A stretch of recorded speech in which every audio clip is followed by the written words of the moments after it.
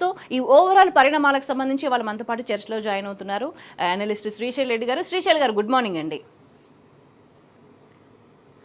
శ్రీశైల్ గారు, ఎటువంటి ఘటనలు జరుగుతున్నాయి రాష్ట్ర వ్యాప్తంగా అనేది మనం చాలా క్లియర్గా గమనిస్తున్నాము. ఒకవైపు ప్రశ్నిస్తే ఏమో దాడులు చేస్తున్న పరిస్థితి కనిపిస్తుంది. నిన్న భువనగిరి బీఆర్ఎస్ కార్యాలయం మీద దాడి జరిగింది. పోలీసులు దగ్గరుండి ఎవరైతే దాడి చేసినో వాళ్ళని వెహికల్ ఫ్రంట్ సీట్లో కూర్చోబెట్టుకుని వీడియోస్ రికార్డ్ చేయడానికి ఎలో చేసి దాడి చేస్తుంటే ఆపాల్సిన పోలీసులు అక్కడ ఉండి వీడియో తీస్తున్నారు. ట్యాబ్ పట్టుకుని వీడియో తీస్తున్న ఫోటోగ్రాఫ్ కూడా మనకి ఇక్కడ చాలా క్లియర్గా కనిపిస్తుంది. అంటే ఇదే వైఖరి, పోలీసుల వైఖరిలో చాలా మార్పు వచ్చేసింది. అధికారంలో మార్పు రాగానే పోలీసుల వైఖరిలో కూడా చాలా ఒక ఆరోగెన్సీ అనేది వచ్చింది. ఏకపక్షంగా కేవలం ప్రభుత్వ అనుకూలంగా మాత్రమే వ్యవహరిస్తున్న సిచ్యువేషన్. ఇదే దౌర్జన్యపూరిత బిహేవియర్ అనేక సందర్భాలు కూడా బయటపడింది. ఎట్లా చూడాలంటారు? నమస్తే స్వేచ్ఛ గారు, ప్రేక్షకులందరికీ నమస్తే. స్వేచ్ఛ గారు, ఈరోజు తెలంగాణలో ఏం జరుగుతున్నది అని మనం గతంలో కూడా చాలాసార్లు మాట్లాడుతున్నాం. ఒకటేంటంటే పైన అంటే at the helm of the affairs ఒక రోల్ మోడల్ ఎట్లున్నాడు, పాలకుడు ఎట్లున్నాడు అనే దాన్ని బట్టే కింద మంత్రులు కావచ్చు, అధికారులు కావచ్చు, అందరూ కూడా బిహేవ్ చేస్తారు. ఈరోజు పోలీసులకి ఒక రోల్ మోడల్ ఎవరున్నారు ఈ రాష్ట్రంలో? హోంమంత్రి ఉన్నాడు. హోంమంత్రి ఎవరు? రేవంత్ రెడ్డి యొక్క క్యారెక్టరు మీరు చూడండి. నమస్తే తెలంగాణ అని కాదు, మీరు ఏ పేపర్ చూసినా ఈరోజు కొన్ని పేపర్లో ప్రధానంగా రావచ్చు, కొన్ని పేపర్లలో లోపల పేజీలో రావచ్చు, కొన్ని మీడియా ఛానళ్ళు, కొన్ని యూట్యూబ్ ఛానళ్ళు వాళ్ళు చెప్పలేకపోవచ్చు ప్రభుత్వం మెప్పు కోసం. కానీ బై అండ్ లార్జ్ ఓవరాల్గా ఈరోజు సమాజంలో ఒక ఆలోచన సమాజం, తెలంగాణ సమాజంలోకి వచ్చేసింది. ఏంటంటే ఈరోజు మీరు చెప్పినట్టుగా నిన్న భువనగిరిలో బీఆర్ఎస్ పార్టీ కార్యాలయం దాడి కావచ్చు, లేకపోతే ఇంతకుముందు మీరు చెప్పినట్టుగా నిజామాబాద్ జిల్లా కేంద్రంలో ప్రభుత్వ ఆసుపత్రిలో వాళ్ళు చేసుకుంటున్న పార్టీలు కావచ్చు, అంతకుముందు నీలోఫర్లో కూడా ఇట్లాగే రోగులను పట్టించుకోకుండా ఫంక్షన్లు చేసుకోవడము, పై వైద్యుల, సీనియర్ వైద్యుల, డిపార్ట్మెంట్ ప్రొఫెసర్ల బర్త్డేలకి వాటికి వీటికి వాళ్ళని ప్రసన్నం చేసుకోవడం, ఫంక్షన్లు చేసుకోవడం అనేది నిత్యకృతం అయిపోయింది ఈ రోజు రాష్ట్రం. ఇదంతటికీ కారణం ఏంటంటే ఎవరికి కూడా చట్టం అంటే గౌరవం లేకపోవడం, రాజ్యాంగం అంటే ఒక గౌరవ భావన లేకపోవడం. మనం ఇట్లా చేస్తే ఎవరైనా మన పై అధికారులు, మంత్రులు, పై వాళ్ళు ఎవరైనా మన మీద చర్యలు తీసుకుంటారు అనే ఒక జంకు లేకపోవడం. అట్లాంటి ఘటనలు జరిగినప్పుడు ప్రభుత్వం స్పందించి, పౌర సమాజం స్పందించి వారిని నిలదీసి వాళ్ళని తప్పులు ఒప్పుకునేలా చేసిన సందర్భం తెలంగాణలో లేకపోవడంలో గత సంవత్సర కాలంలో అరాచకం ఇష్టారాజ్యంగా ప్రబలుతున్నది. చర్చ గారు, ఇట్లాంటి సంఘటనలు పదే పదే పదే జరగడం ఏంటంటే ఒక కొత్త నార్మల్సీ అయింది. న్యూ నార్మల్సీ అంటారు ఇంగ్లీష్ లో. సో ఒక కొత్త సంప్రదాయం ఈరోజు తెలంగాణలో నెలకొనడం అనేది చాలా చాలా చాలా దురదృష్టకరం. ఇప్పుడు బీఆర్ఎస్ పార్టీ కార్యాలయం మీద దాడి జరగడం, కేటీఆర్ గారిని అరెస్ట్ చేస్తారంటూ కొన్ని మీడియా సంస్థలు గత 2 వారాలుగా అత్యుత్సాహపడము, పోలీసుల కంటే ఏసీబీ కంటే కూడా కొన్ని పేపర్లు ఈ రోజు వేస్తారు, అరెస్ట్ చేస్తారు, రేప్ చేస్తారు, ఏసీబీ విచారణ నుంచి ఇంకా డైరెక్ట్ గా జైలుకి అయినా ఇంటికి కూడా ఓడు, ఇట్లాంటివన్నీ రాస్తున్నారు. అంటే వాళ్ళకి ఏంటంటే ఒకటి ఈ ప్రభుత్వంతో జరిగే పనులు, మీడియా సంస్థలు కూడా అట్లా అయిపోయినాయి. సో ఈరోజు ఒకటి బీఆర్ఎస్ పార్టీ దాని మీద దాడి కావచ్చు, లేదా నిజామాబాద్ జిల్లా హాస్పిటల్లో జరిగిన నిర్వాకం, ఒక రోగిని వాళ్ళ బంధువులు ఎత్తుకొని భుజాల మీద మోసుకొని అన్ని ఫ్లోర్లు ఎక్కే పరిస్థితి ఈరోజు నిజామాబాద్ లో జరగడం అనేది అది ఒక నిజామాబాద్ కే పరిమితం కాదు. రాబోయే రోజుల్లో మరింత దారుణాలు కూడా మనం చూస్తామని తెలంగాణ సమాజము గమనించాలని నేను విజ్ఞప్తి చేస్తా ఉన్నాను స్వేచ్ఛ గారు. అండ్ శ్రీశైల్ రెడ్డి గారు, అంటే పోలీసులు కూడా ఒక ఆరోగెన్సీ చూపిస్తున్న సిచ్యువేషన్ కనిపిస్తుంది. రైతుల మీద దాడి కావచ్చు, రైతులకు సంబంధించి కావచ్చు, హైదరాబాద్ బాధితులకు సంబంధించి కావచ్చు, ఎవరైతే బాధితులు ఉంటారో బాధితుల పక్షాన ఉండాల్సింది పోయి వారి మీదనే దౌర్జన్యం చేస్తున్న పరిస్థితి. అంటే పోలీస్ వ్యవస్థలో ఒక క్లియర్ చేంజ్ అనేది కనిపిస్తుందని భావించాలా? ఇప్పుడు నిన్న మనం చూసినాము భువనగిరిలో బీఆర్ఎస్ పార్టీ కార్యాలయం మీద కాంగ్రెస్ గూండాలు దాడి చేస్తా ఉన్నప్పుడు అక్కడ పోలీసు దాన్ని రికార్డ్ చేస్తున్నాడు, వీడియో షూట్ చేస్తున్నాడు, ఒక ట్యాబ్ పట్టుకుని వీడియో షూట్ చేస్తున్నాడు. ఎంత ధైర్యము, ఎంత భయం లేనితనం. ఎవ్వరు ఏమి మమ్మల్ని, సారీ నేను ఈ పదం వాడుతున్నందుకు, ఎవ్వరు ఏమి మమ్మల్ని పీకలేరు అనేది కింద స్థాయి పోలీసులు కూడా రావడానికి వాళ్ళకు ఎంత భరోసా ఉంటుండాలి. మీ ఇష్టం వచ్చినట్టు చేయండి రాబాయ్. మీరు కాంగ్రెస్ పార్టీకి సంబంధించి, కాంగ్రెస్ నాయకులకు సంబంధించి, కాంగ్రెస్ నాయకులు కింద స్థాయి నాయకులు, ఈవెన్ ఊళ్ళల్లో ఉండే కాంగ్రెస్ నాయకులు ఈ రోజు పంచాయతీలు చేస్తా ఉన్నారు, పోలీస్ స్టేషన్లలో కూర్చుని పంచాయతీలు చేస్తున్నారు. చిన్న వార్డ్ మెంబర్, సర్పంచ్ లాంటి వాళ్ళు కూడా ఈ రోజు ఎస్ఐలని బెదిరించే పరిస్థితి తెలంగాణ వ్యాప్తంగా ఉన్నది. దీనికి కారణము ఒకటే అండి, ఇంతకు ముందు చెప్పినట్టుగా ఏమి చేసినా మనని ఏమి ఎవరు చేయరు, ఎవరు పీకలేరు. ఎందుకంటే వాళ్ళకి ఇప్పుడు ఆ కానిస్టేబుల్ మీద ఉదాహరణకి చెప్తున్నాను నేను, చర్య తీసుకోవాలనుకోండి, ఎవరు తీసుకోవాలి?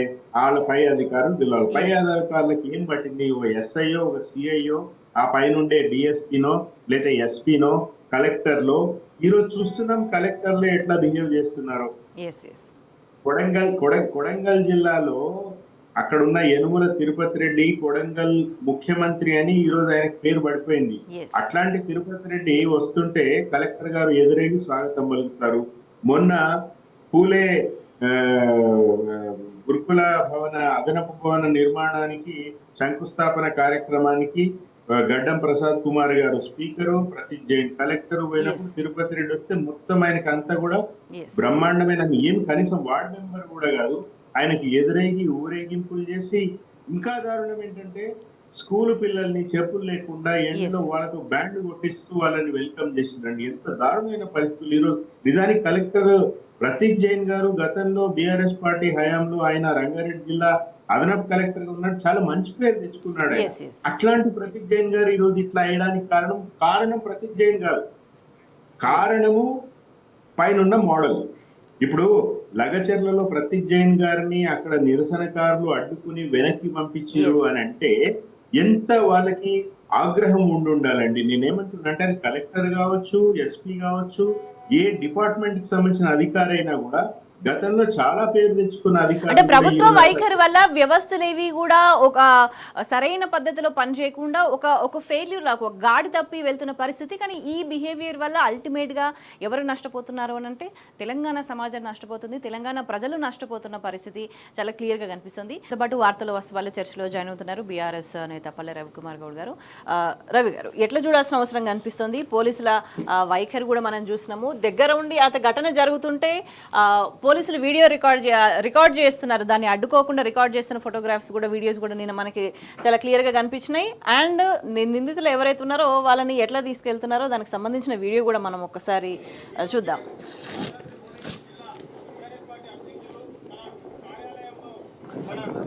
ముఖ్యమంత్రి రేవంత్ రెడ్డి గారిని పట్టుకొని అన్నా అని సంబోధించాడు. దానికి నిరసనగా మేము ఈరోజు ఎన్ఎస్ఐ యూత్ కాంగ్రెస్ యాదాద్రి భువనగిరి జిల్లా పక్షాన వెళ్ళి ఏదైతే బీఆర్ఎస్ పార్టీ కార్యాలయంపై దాడి చేయడం జరిగింది. మరలా ఇలాంటి అవాకులు ముఖ్యమంత్రి మీద కానీ, మా భువనగిరి అనిల్ కుమార్ రెడ్డి మీద కానీ ఎలాంటి చెవాకులు చేసినా, గలీజ్ మాటలు మాట్లాడినా ఇదే పరిస్థితి నెలకొంటుంది. అంటే రవి గారు, అంటే ఎక్కడైనా సరే ఎప్పుడైనా ఏదైనా జరిగినప్పుడు ఇటువంటి పరిస్థితి చూసినామా? ఎందుకంటే ఎవరైతే నిందితుడు అరెస్ట్ చేసి తీసుకుపోతున్నారు, ఫ్రంట్ సీట్లో డ్రైవింగ్ సీట్ పక్కన కూర్చోబెట్టి ఆన్ ద గో వెహికల్ ఎక్కించకముందు ఏమైనా మాట్లాడితే పోలీసులు అడ్డుకునే పరిస్థితి ఉంటుంది. కానీ ఆయన వెహికల్లో పోతా కూడా మాట్లాడుతున్న సిచ్యువేషన్, ఎక్కడ కూర్చున్నారు పోలీసులు, ఎక్కడ కూర్చోబెట్టినారు ఈ వ్యక్తిని అనేది కూడా చర్చనీయాంశంగా అయింది. స్వేచ్ఛ గారు, ఆ వీడియో ఇంకా మిగతా పార్ట్ ఉన్నది, మిగతా పాటు కొంత వినిపించింది. చివరికి వినిపిస్తే ఆయన హెచ్చరిక జారీ చేస్తున్నాడు. ఆ హెచ్చరిక ఉంటుంది, ఇట్లనే దాడులు చేస్తాం, నేనే చేసిన దాడులు చేస్తామని చెప్తున్నాను.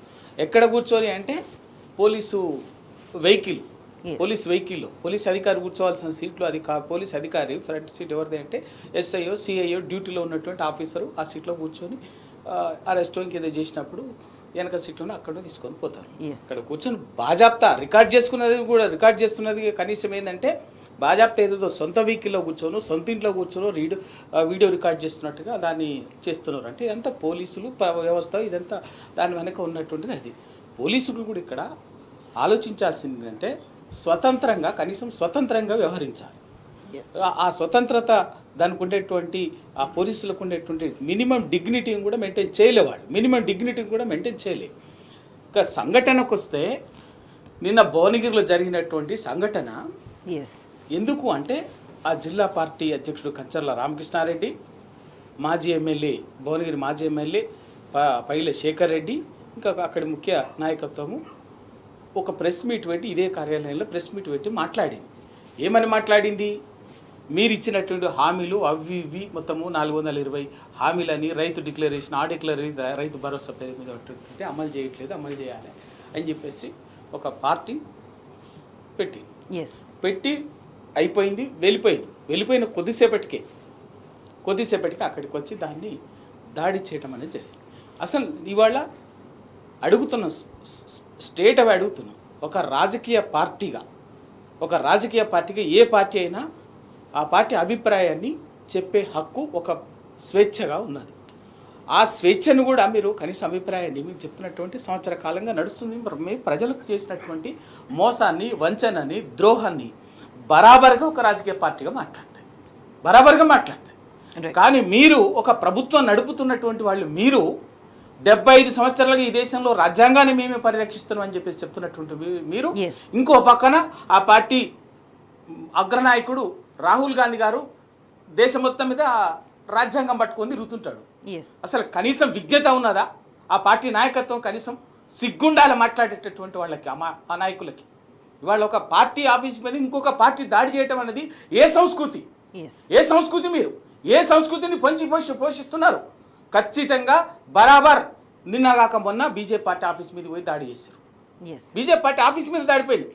కాకపోతే ఆ బీజేపీ నాయకులకు, అగ్రనాయకత్వానికి సోయి ఉండకపోవచ్చు. ఎందుకంటే తెలంగాణలో బీజేపీ కాంగ్రెస్ ఒకటే మిలాఖతై పనిచేస్తున్నది కాబట్టి దాని ఇష్యూని డైవర్ట్ చేసి, ఎవరు ఆ పార్టీ నాయకుడు బండి సంజయ్ గారు డైవర్ట్ చేసింది తప్ప అది ప్రధాన చర్చగా చేయలేకపోయినాడు. అది ఎవరు కాసం వెంకటేశ్వర్ల మీద దాడి చేసినట్టు. ఆ వెంకటేశ్వర్లు కూడా విద్యార్థి నాయకుడు. జనరల్గా మనకు ఏదైనా అభిప్రాయం చెప్పినప్పుడు ఒక అభిప్రాయాన్ని ప్రెస్ మీట్ పెట్టు, ఇంకా సందర్భం వచ్చినప్పుడు నాయకత్వం మాట్లాడటము, ప్రశ్నించి అది కాదు ఇదని చెప్పేసి చెప్పడము సమాధానంగా ఉంటుంది. కానీ భౌతిక దాడులకు దిగడము, అది ఎక్కడైనా భౌతిక దాడులు దిగడం అనేది ఒక వ్యక్తి మీద కానీ ఒక వ్యవస్థ మీద కానీ భౌతికంగా దాడి దిగడం అనేది ఈ దేశంలో ప్రజాస్వామ్యం, రాజ్యాంగం అనుమతించదు, నాగరిక సమాజం అస్సలు అనుమతించదు. దానికి ఇంక ఏకంగా ఎక్కడో కాకుండా ఒక పార్టీ ఆఫీసు మీదనే బాజాప్తా దౌర్జన్యం చేయటము, అందులో పోలీసుల సమక్షం చేయడం, పోలీసు ఆడ నిలువరించే ప్రయత్నం చేయట్లేదు, వీడియో తీస్తున్నాడు ఆయన, మంచి పోలీసులు బాజాప్తా. ఎందుకంటే పోలీసులు వీళ్ళు ఒకటేసారి వచ్చేసి దాంట్లోకి రావడం కూడా ఒకటేసారి వచ్చిందంటే అది ఆల్రెడీ ముందస్తు సమాచారంతో జరిగింది. అంటే వీళ్ళని ఎవడన్నా పట్టుకొని తంతే, వచ్చినటువంటి వాళ్ళని అక్కడే కార్యకర్తలు పట్టుకొని తంతే వాళ్ళని నిలువరించడానికి వచ్చినట్టే ఉంది. కానీ పోలీసులు ఈ సంఘటన దాడి చేస్తుంటే కనీసం అక్కడికి ఆపే ప్రయత్నం లేదు. ఖచ్చితంగా ఇది ప్రభుత్వము, పోలీసు కలిసే చేసింది. ప్రభుత్వం ఇది కాంగ్రెస్ పార్టీ నాయకులు పోలీసులని సంరక్షణలోనే, పోలీసుల రక్షణలోనే దాన్ని చేసిండు. ఇవాళ జరుగుతున్నటువంటిది ఎందుకంటే వీళ్ళది ఏంటి? మీరు ఇవాళ 420 హామీలు ఇచ్చారు, రైతులను మోసం చేసిండ్రు. ఆ రోజు మీరు చెప్పింది ఏంది? 15 నెలల ఎకరానికి 15,000 ఇస్తామని చెప్పారు, మోసం 12,000 చర్చ. దాన్ని అది పక్కకు పోయింది. 2 లక్షల ఉద్యోగాలు ఇస్తామని చెప్పారు సంవత్సర కాలంలో. 2 అసెంబ్లీలో అక్కడ అంతకుముందు పక్కకు పెట్టండి, అధికారంలోకి రాకముందు పక్కకు పెట్టండి. అధికారంలోకి వచ్చిన మొట్టమొదటి అసెంబ్లీ సమావేశంలోనే ముఖ్యమంత్రి గారు డిసెంబర్ 31వ తారీఖు కల్లా 2 లక్షల ఉద్యోగాలు భర్తీ చేస్తామని చెప్పారు. ఈ రోజు వరకు 2 లక్షల ఉద్యోగాలు గుర్తించలే. నోటిఫికేషన్లు వేసుడు కదా, వాటికి సంబంధించిన ప్రక్రియ మొదలుపెట్టుడు సంగతి కానీ కనీసం గుర్తించలే. చేసిన పని ఏంటంటే సిగ్గు లేకుండా 52,000 ఉద్యోగాలు మేమే ఇచ్చినామని చెప్పేసి అప్పటికే ప్రాసెస్ అయిపోయి వేరు దశల్లో ఉన్నటువంటి వాటికి నియామక పత్రాలు ఇచ్చేసి 2 లక్షల ఉద్యోగాలు మేము భర్తీ. ఏ ఘటన జరిగినా కూడా అల్టిమేట్ గా ఏం కనిపిస్తుంది అని అంటే మేము ఇచ్చిన 6 గ్యారంటీలకు సంబంధించి అడగొద్దు అనేది మాత్రమే. అంతే. ఆ రోజు మొదలు అధికారంలోకి వచ్చిన మొదటి రోజు నుంచి చేస్తున్న పనుల్లో ఏంటంటే ప్రశ్నించేటటువంటి 6 గ్యారంటీలు ఇవి ఎప్పుడు అమలు చేస్తారు మీరు ఇచ్చిన ప్రకారం కానీ అడిగినటువంటి నాయకులని మిగతా వాళ్ళని బీఆర్ఎస్ పార్టీ వల్ల బరాబర్గా క్షేత్రంలో ప్రజల తరఫున నిలబడినట్టు only BRS party, only KTR గారు కేసీఆర్ గారి నాయకత్వంలో ఇవాళ బీఆర్ఎస్ నాయకత్వం ఇవాళ బరాబర్గా ఇలా చేసే మోసాన్ని ఎప్పటికప్పుడు ఎండగడుతుంది. వంచని ఇచ్చిన హామీలు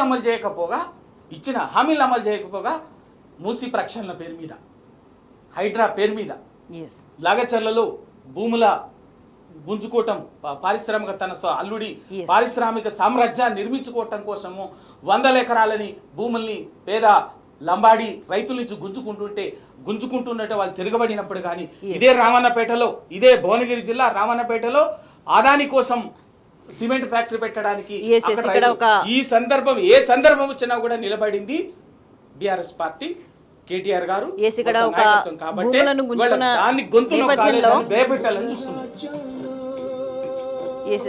మహిళా ఆవేదన మనం ఒకసారి గమనిస్తే మహిళ ఆవేదన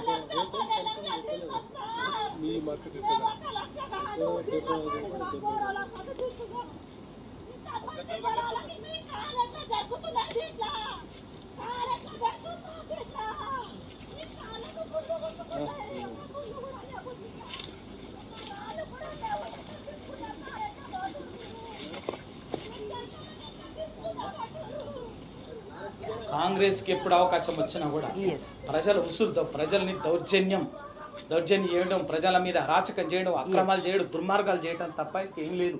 ఆ రోజు చరిత్ర చెప్పుకుంటే దౌర్జన్యంగా తెలంగాణ తీసుకుపోయి ఉమ్మడి ఆంధ్రప్రదేశ్లో కలిపిన రోజు మొదలుకొని మొట్టమొదటి జరిగినటువంటి అయ్యా మీరు మమ్మల్ని దౌర్జన్యంగా తీసుకుపోయి మా ఉద్యోగాలు వీళ్ళు గుంజుకుపోతుండని ముల్కీ ఉద్యమం మొదలు పెడితే ఆ ముల్కీ ఉద్యమంలో 1915లోనే మొట్టమొదటిసారిగా కాల్చి చంపి 5-6 కాల్చి చంపడం మొదలుకుంటే ఇవాళటి వరకు లగచర్ల బాధితులను ఉరికించి అక్రమ దౌర్జన్యంగా వాళ్ళ మీద దాడి చేసేంత వరకు ముఖ్యమంత్రి కుటుంబం కోసం ఈ విధంగా ఇబ్బంది పెడుతున్న పరిస్థితి. ఈ భూములు ఎవరి కోసం ఇవాళ భూములు లగచర్ల భూమి గుంజుకున్నా ఓ పేదడి కోసం కాదు, ఓ కంపెనీ ఒక ప్రాజెక్టు కోసం కాదు. మీకు ఇక్కడ రామన్నపేటల భూమి గుంజుకుందామనుకున్నా అక్కడ ఎవరికి ఒక ఆదానికి ఏమన్నా ఆదాని కోసం, తర్వాత దిలావర్పూర్లో ఎక్కడ కూడా తీసుకున్నా కూడా ఇప్పుడు కింద ఆ పేరు మీద ప్రజల్ని దౌర్జన్యంగా భూములు గుంజుకునేటువంటి ఒక దుర్మార్గం తప్పితే అదేమని ప్రశ్నిస్తే ప్రజలు తిరగబడితే వాళ్ళని రాత్రి బేడీలేసి అక్రమ కేసులు బనాయించి ఆ కుటుంబాలను విచ్ఛిన్నం చేసేటట్టుగా కొట్టడము, రాత్రి కేసులు బనాయించడము చూసినాం. అన్న లగచర్లలో 42 రోజులు ఆ కుటుంబాలని 36 కుటుంబాలని దౌర్జన్యంగా జైల్లో పెట్టిండు. ఆ రోజు బాసట నిలబడ్డది ఎవరు?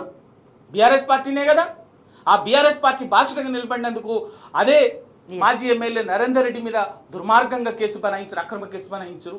ఆయనను అడ్డం పెట్టుకొని ఆయన స్టేట్మెంటుని బోగస్ స్టేట్మెంట్ కన్ఫెషన్ని రికార్డ్ చేసినట్టుగా బోగస్ కన్ఫెషన్ స్టేట్మెంట్ చూపించి కేటీఆర్ గారి మీద ఉద్యమానికి దానికి వాళ్ళకి లగచర్ల బాధితులకు ఎన్ని విధాలుగా ప్రజల్ని ఇబ్బంది పెట్టినా కూడా తెలంగాణ సమాజం నుంచి బాధితులు ఎవరు ఉన్నా సరే బాధిత ప్రజల నుంచి కూడా ఒక రివోల్ట్, ఒక తిరుగుబాటు తప్ప వెనక్కి తగ్గనితనం కనిపిస్తుంది. ఎంత హెరాస్ చేసినా ఎంత వేధించినా కూడా భూములు ఇచ్చే ప్రసక్తి లేదని నిజంగా 42 రోజులు జైల్లో ఉన్న తర్వాత కూడా మీరు ఏం చేసినా మేము భూములు ఇవ్వమని వాళ్ళు చాలా క్లియర్గా చెప్పిన పరిస్థితి కనిపిస్తుంది. అంటే తెలంగాణ సమాజాన్ని కాంగ్రెస్ కానీ బీజేపీ కానీ అర్థం చేసుకోలేకపోయినా అనాలా, లేకపోతే వాటి వైఖరి అట్లా ఉంది కాబట్టి అట్లానే ఉంటాయని భావించాలా?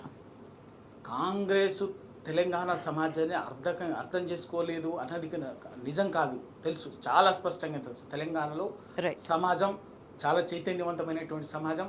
భూమి గుంజుకున్న ఆత్మాభిమానాన్ని దెబ్బతీసిన, అస్తిత్వాన్ని దెబ్బతీసిన తిరగబడతారు, చవటానికి సిద్ధపడతారు, చంపటానికి సిద్ధపడతారు. ఇక్కడ ఉండేటువంటి పోరాటం చరిత్ర చెప్తుంది కదా, 100 సంవత్సరాల చరిత్ర చెప్తుంది. స్వాతంత్రానికి పూర్వం, స్వాతంత్ర కాలం నుంచి జరిగినటువంటి తెలంగాణ చరిత్ర ఇక్కడ చెప్తున్నది తెలుసు వాళ్ళకి. కానీ అధికారం మా చేతులు ఉంది కదా, ఆ అధికారం దాని అహంకారంతో, ఆ బలుపుతోటి, కండకావరంతో మీ ఏం చేస్తున్న నడుస్తుంది అని చెప్పేసేటటువంటి ఎప్పుడు అధికారం వచ్చినా కూడా వాళ్ళు చేసిన పని ఇదే. ఎప్పుడు అధికారం వచ్చినా కూడా దౌర్జన్యంగా వ్యవస్థని చేతులు పెట్టుకొని, రాజదండాన్ని చేతులు పెట్టుకొని బలహీనులని పేదవాడిని దౌర్జన్యం చేయడము, వానికి సంఘీగా ఆ పేదవాడికి పోరాటం చేసేటటువంటి సంఘీభావంగా వచ్చినటువంటి వాళ్ళని కాల్చి చంపినటువంటిది మనం చూసినాం ఇక్కడ. చెట్లకు కట్టేసి అడవులు పుట్టలు చెట్లు పుట్టల్లో కాల్చి చంపినటువంటి ఒక గొప్ప చరిత్ర కాంగ్రెస్ పార్టీకి ఉంది తెలంగాణలో. అటువంటి ఒక అమానవీయమైన దుర్మార్గమైన నరహంతక వ్యవస్థని నడిపించేటటువంటి చరిత్ర కాంగ్రెస్ పార్టీకి ఉన్నది. ఇవాళ కొత్తగా కూడా తెలంగాణలో 10 ఏళ్లలో 14 ఏళ్ళు తెలంగాణ ఇవ్వడం వాళ్ళకి ఎప్పటికి ఇష్టం లేదు. ప్రజలంతా ఒక్కటే రాజకీయ మెడలు వంచి రాష్ట్రాన్ని సాధించుకున్న తెలంగాణలో మమ్మల్ని బెదిరించి రాష్ట్రాన్ని సాధించుకుంటారు అనేటువంటి కక్షతోటి అధికారం అప్పజెప్పలేదు. అందుకే ప్రజలు ఆ విజ్ఞతతోనే 2014లో కేసీఆర్ గారికి అప్పయిపోయారు కానీ వీళ్ళకి అప్పయిప్పలే. ఈ 10 ఏళ్లలో కేసీఆర్ గారు అందుకే అన్ని రంగాల అగ్రభాగాన్ని నిలబెట్టారు. సరే, పొరపాటు ఎక్కడో జరిగింది. ఆ పొరపాటు నేపథ్యంలో ప్రజలు ఆశపడ్డారు. ఇంకేదో కొంచెం 10 ఏళ్ళు కేసీఆర్ గారు చేస్తే అన్నది చేసింది కదా, ఇంకా వీళ్ళకి ఒకసారి అవకాశం ఇస్తే కొత్తగా చేస్తారేమని చెప్పేసి చేసి వాళ్ళ ప్రజలు మోసపోయి గోసపడుతున్నారు. ఆ గోస ఎక్కడికైతే శృతి మించింది, పరాకాష్ఠలాగా మారింది. మీరు పేదవాడిని ఉసురు పోసుకుంటుంది, ఓ మధ్యతరగతిని ఉసురు పోసుకుంటుంది, ఓ రైతుని మోసం చేస్తుంది, నిరుద్యోగిని మోసం చేస్తుంది, ఓ లంబాడి గిరిజన బిడ్డల భూములు గుంజుకుంటుంది, ఓ పేదవాడిని ఇంకెవ్వని చేస్తుంది. ఆఖరికి వాళ్లకు అండగా నిలబడినటువంటి పార్టీలని ఉద్యమకారులను కూడా మీరు అక్రమంగా జైల్లో పెట్టడానికి కూడా వెనకాడకపోతుంది. ఎక్కడ అవకాశం దొరకకపోతే ఇది ఎక్కడో మీరు అనుకుంటున్నట్టుగా అందరు అనుకుంటున్నట్టుగా కేవలం ఏదో భువనగిరిలో వాళ్ళేదో అప్పటికప్పుడు అనుకొని చేసింది కాదు. హైదరాబాద్ కేంద్రం నుంచి గాంధీ భవన్ కేంద్ర గాంధీ భవన్ వచ్చిన డైరెక్షన్ తోటే అక్కడ జరిగినటువంటి సంఘటన తప్ప వేరే కాదు. కానీ ఇక్కడ ఒక మాట మాత్రం చాలా స్పష్టంగా చెప్తున్నాం. ఇవాళ మీరు ఎన్ని కుట్ర కేసులు బనాయించినా, ఎన్ని రాజకీయ కుతంత్రాలు చేసినా, ఎన్ని దాడులు చేసినా, ఎన్ని భౌతిక దాడులు చేసినా, ఇంకేం చేసినా కూడా ఇవాళ టీఆర్ఎస్ నాయకత్వము, టీఆర్ఎస్ పార్టీ భయపడుతుంది, వెనక్కి పోతుంది, మీ దుర్మార్గాల్ని ఎండగట్టడము ఆపుతుంది అనుకుంటే మీ మూర్ఖము, మీ అజ్ఞానం. అది బరాబర్గా మీరు ఎన్ని చేసినా కూడా రెట్టింపు ఉత్సాహంతో ప్రజల తరఫున నిలబడుతుంది, కొట్లాడుతుంది, ప్రజలకు ధైర్యంగా నిలబెట్టేటటువంటి పార్టీ టీఆర్ఎస్. ఉద్యమ కాలంలో తెలంగాణ ఉద్యమ కాలంలో ఏం కొత్త కాదు. తెలంగాణ ఉద్యమ కాలంలో ఇంతకంటే ఎక్కువ అణచివేతని, ఇంతకంటే ఎక్కువ దుర్మార్గాల్ని ఆ రోజు కూడా వీళ్ళే కదా 10 సంవత్సరాలు వాటన్నిటిని ఇదే ఉస్మానియా యూనివర్సిటీలో ఆడపిల్లలను చూడకుండా, విద్యార్థులను ఆడపిల్లలను చూడకుండా చెట్లలో ఉరికిచ్చి కొట్టినారు. 2009 డిసెంబర్లో చెట్లలో ఉరికిచ్చి ఆడపిల్లని చూడ బాష్పవాయు గోళాలు ప్రయోగించారు. ఇంకేమేమో చేసినా కూడా ఎవ్వరు భయపడలే, నిలబడి మెడలు వచ్చి తెలంగాణ తీసినట్టు ఉంటాం. ఇవాళ మీ కుప్పి గంతులతోటి, మీ చిల్లర మల్లర వ్యవహారాలతోటి, మీ దౌర్జన్యంతో మమ్మల్ని బెదరగొట్టాలనుకుంటే భయపట్టోడమా? బరాబర్గా ఇంత బాకీ తీర్చుకుంటాం. తప్పనిసరిగా తెలంగాణ ప్రజలకు బాసటగా నిలబడేది one and only TRS party, TRS నాయకత్వము. ఇంకెవడైనా మాట్లాడితే మాట్లాడమని చెప్పండి. గడిచిన 10 సంవత్సరాల కాలంలో పెద్ద మాటలు మాట్లాడేది, ప్రజాస్వామ్యం అని, రాచరికం అని, నిరంకుశం అని చెప్పేసి గడీలని మాట్లాడినటువంటి సన్నాసులు, బుద్ధిజీవుల ముసుగేసుకొని తిరిగినటువంటి వాళ్ళు ఇవాళ ఎక్కడ పోయినా చెప్పండి. రైట్, అల్టిమేట్గా కాంగ్రెస్ స్వభావ రీత్యానే అంటే ప్రజల్ని ఏ విధంగా మభ్యపెడుతుంది, ఏ విధంగా వాస్తవాలని మభ్యపెట్టే ప్రయత్నం చేస్తుంది, అనేక అంశాలకు సంబంధించి మనం డీటెయిల్గా చర్చిద్దాం. రాష్ట్రంలో తెలంగాణలో అల్టిమేట్గా ఏం జరుగుతుంది అని అంటే కాంగ్రెస్ ఇచ్చిన హామీలకు సంబంధించి ఎక్కడన్నా ప్రశ్నిస్తే దాడులకు తెగబడుతున్న సిచ్యువేషనే కనిపిస్తుంది. సో నిన్నటి ఘటనకు సంబంధించి మనతో మాట్లాడడానికి బీఆర్ఎస్ జిల్లా పార్టీ అధ్యక్షులు కంచర్ల రామకృష్ణారెడ్డి గారు మనకు ఫోన్ లైన్లో అందుబాటులో ఉన్నారు. రామకృష్ణారెడ్డి గారు, నిజంగా ఏం జరిగిందనేది ఘటన నిన్న అన్ని చూస్తే మనకు అర్థమవుతుంది. పోలీసుల వైఖరి ఎట్లా ఉందనేది. సో ఇచ్చిన హామీలు మీరు అమలు చేయండి, ప్రజలకు మంచి చేయండి అని ప్రశ్నించినందుకే ప్రభుత్వం పోలీసులు కుమ్మక్క ఈ విధంగా వ్యవహరించిన సిచ్యువేషన్ కనిపిస్తుంది. అసలు ఏం జరిగింది, ఎట్లా చూడాల్సిన అవసరం కనిపిస్తుంది? నిన్న మేము 12 గంటలకు భువనగిరి జిల్లా పార్టీ ఆఫీస్లో మీడియా సమావేశం పెట్టుకున్నాం. మీడియా సమావేశంలో ఏదైతే కాంగ్రెస్ పార్టీ అధికారంలోకి రాకముందు చేసినటువంటి వాగ్దానాలు ఉన్నాయో, హామీలు ఉన్నాయో, అవన్నీ నెరవేర్చడంలో విఫలమవుతున్నారు అనే ఉద్దేశంతో మాట్లాడటం జరిగింది. కొద్దిగా పరుష పదజాలంతో మాట్లాడినాం. వాస్తవంగా అది రేవంత్ రెడ్డి భాషలనే మాట్లాడినాం. మేము కొత్త భాష ఏం వినియోగించుకోలేదు, కొత్త భాష ఏం తీసుకోలేదు, రేవంత్ రెడ్డి భాషలనే మాట్లాడినాం. ఆ తర్వాత విలేకరుల సమావేశం అయిపోయింది, భోజనాలు కూడా అయిపోయినాయి. మేము అక్కడి నుంచి బయలుదేరటం కూడా జరిగింది. భువనగిరి మాజీ శాసనసభ్యుడు పైలశేఖర్ రెడ్డి గారు, నేను ఇద్దరం మిగతా కార్యకర్తలు కూడా అక్కడి నుంచి అంతా వెళ్ళిపోవడం జరిగింది. మేము బయలుదేరిన 15 నిమిషాలకు కాంగ్రెస్ గుండాలు ఎవరైతే ఉన్నారో వచ్చి పార్టీ ఆఫీస్ మీద విచక్షణారహితంగా కంప్యూటర్లు వాళ్ళు కొట్టి, దర్వాజాలు వాళ్ళు కొట్టి, ఫోటోలు పలగొట్టి, ఫోటోలన్నీ ఎత్తేసి, కుర్చీలన్నీ ఎత్తేసి విధ్వంసం సృష్టించారు. అసలు ఈ సందర్భంగా రేవంత్ రెడ్డి గారిని మళ్ళీ ఒకసారి ప్రశ్నించాల్సిన అవసరం ఉంది. ఇదేనా మీరు మార్పు కోరుకున్నది? ప్రతిపక్షాల మీద దాడి చేయడం, ఒకవేళ మేము అక్కడే కనుక ఉంటే, ఐలశేఖర్ రెడ్డి గారు కానీ నేను కానీ అక్కడే కనుక ఉంటే మీ కార్యకర్తలు మా మీద దాడి చేసి హత్య చేస్తుండే కదా, హత్య ప్రయత్నం కోసమే మీరు వచ్చారని అనుకోవాల్సి వస్తుంది కదా. మరి ఇటువంటి దాన్ని మీ జిల్లా మంత్రి కానీ, అటు స్థానిక శాసనసభ్యులు కానీ, ఈ ప్రభుత్వం కానీ, ముఖ్యమంత్రి కానీ ఇవన్నిటిని సమర్థిస్తారా? ఒకవేళ మేము కూడా 10 సంవత్సరాల అధికారంలో ఉన్నాము, మా నాయకుడు మాకు ఇటువంటి నేర్పలేదు, మేము తెలంగాణ ప్రజలు 4.5 కోట్ల తెలంగాణ ప్రజలంతా కూడా మా కేసీఆర్ బిడ్డలే అని చెప్పి మా కేసీఆర్ చెప్పిండు, మాకు గట్లనే నేర్పిండు, మేము గట్లనే చూసినాము. మేము నిజంగానే మీలాగా ప్రవర్తిస్తే ఒక్క కార్యకర్త కూడా బతికి బయటపడేనా? ఇటువంటి దుర్మార్గపు చర్యలతోటి రేవంత్ రెడ్డిని ఇంకా విమర్శించాల్సిన అవసరం ఉంది, ఇంకా ప్రశ్నించాల్సిన అవసరం ఉంది. ఇవన్నీ తెలంగాణ సమాజం గుర్తిస్తా ఉంది. కార్యకర్తల్ని బలోపేతం చేసుకొని ఇంకా అవసరమైతే మీ మీద కూడా భౌతిక దాడులకు మేము కూడా ఎందుకు ప్రయత్నం చేయకూడదు అనే ఆలోచనలో ఇవాళ కేడర్ అంతా ఆలోచిస్తూ ఉంది. అందుకనే ఇటువంటి దాడుల్ని మీరు ఆపుకోవాలి. ఏదైతే భువనగిరి ఆఫీస్ మీద దాడి చేసినారో వాళ్ళందరినీ కూడా వెంటనే అటెంప్ట్ టు మర్డర్ కేసు పెట్టి వాళ్ళకి జైలుకు పంపించాల్సిన అవసరం ఉంది. ఇంకొకరు ఇటువంటి దాడి చేస్తే ఈ కేసులకు భయపడి పోవాల్సిన అవసరం ఉందని చెప్పి కూడా ఈ సందర్భంగా నేను తెలియజేస్తాను. అండ్ రామకృష్ణ రెడ్డి గారు, అంటే ఒక హెచ్చరిక కూడా వాళ్ళు జారీ చేసిన పోలీస్ వెహికల్లోనే కూర్చొని ఎవరైతే దాడికి పాల్పడ్డారో వాళ్ళ హెచ్చరికలు జారీ చేసిన పరిస్థితి కనిపిస్తుంది పోలీసుల సమక్షంలోనే. అంటే మీరు అల్టిమేట్గా అడిగింది ఏంది, ప్రజలకు మంచి చేయండి, మీరు ఇచ్చిన హామీలు నెరవేర్చండి అని అడిగినరు. సో ఒకవైపు మీరు అడగకూడదు అనే బెదిరిస్తున్న పరిస్థితి, భయానికి గురి చేసే పరిస్థితి కనిపిస్తుంది. సో నిజంగా జిల్లాలో ఎటువంటి సిచ్యువేషన్ నెలకొన్నది కాంగ్రెస్ పాలనలో? చూస్తూనే ఉన్నాం కదా, ప్రశ్నించిన ప్రతి ఒక్కరి మీద కేసులు పెట్టడం, దాడి చేయడం. గత సంవత్సర కాలం నుంచి అదే చూస్తా ఉన్నాము. ఇవాళ టీఆర్ఎస్ పార్టీ కార్యకర్తలు కూడా సహనం కోల్పోయే కాడికి వస్తున్నారు. అవును, ఖచ్చితంగా ప్రశ్నిస్తారు. మీ హామీలు నెరవేర్చకపోతే ఖచ్చితంగా ప్రశ్నిస్తూనే ఉంటాం. మీ హామీలు నెరవేర్చేదాకా మేము పోరాటం చేస్తూనే ఉంటాం. ఎవ్వరికి కూడా 14 సంవత్సరాల సుదీర్ఘ పోరాటం చేసి అనేక దెబ్బలు, కేసులు అంతా ఎదుర్కొని కాయకష్టం చేసిన వాళ్ళం మేము. ఇప్పుడు ఈ గుడత ఊపులకు, ఈ తాటాకు సప్పులకు భయపడే ప్రసక్తి లేదు. రెట్టింపు ఉత్సాహంతో ఇంకా ముందుకు పోతాం అని చెప్పి కూడా ఈ సందర్భంగా నేను తెలియజేస్తా ఉన్నా. ఇవాళ కూడా భువనగిరిలో ఉదయం 10 గంటలకు ధర్నా కార్యక్రమాన్ని మేము ప్రకటిస్తే యాదాద్రి భువనగిరి జిల్లా యంత్రాంగం, పార్టీ యంత్రాంగాన్ని సమీకరించుకోవాలని మేము ప్రయత్నం చేస్తే ఇప్పటికే అన్ని మండలాలలో కూడా పోలీసు వాళ్ళు ముందుగానే 5 గంటలకు పోయి మా మండల పార్టీ అధ్యక్షులు, ముఖ్య నాయకుల ఇళ్లకు పోయి వాళ్ళని పట్టుకొని పోయి పోలీస్ స్టేషన్లో నిర్బంధించడం జరుగుతూ ఉంది. ఇది రాక్షస పాలన కాకపోతే మరేం పాలన అవుతుంది, పోలీస్ పాలన కాకపోతే మరేం పాలన అవుతుంది. పోలీసు వాళ్ళు దగ్గరుండి ఇటువంటిది చేస్తే ఇంత నీచ సంస్కృతికి తెగబడ్డటువంటి రేవంత్ రెడ్డి గారికి బుద్ధి చెప్పాల్సిన అవసరం తెలంగాణ సమాజానికి ఉందని కూడా చెప్తా ఉంది.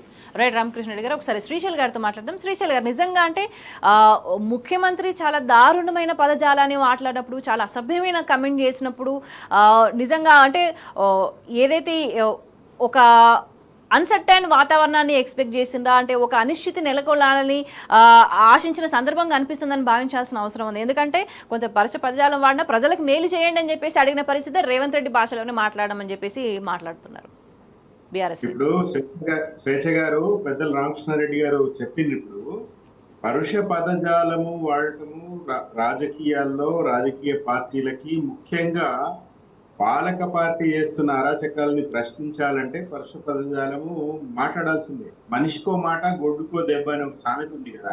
పైగా ఈరోజు మనం చాలా సోషల్ మీడియాలో, వాట్సాప్ గ్రూప్ లో చూస్తున్నాము, గ్రామీణ మహిళలు మనం ఇక్కడ మాట్లాడుకోలేనంటి బూతు మాటలు రేవంత్ రెడ్డిని అంటున్నారు.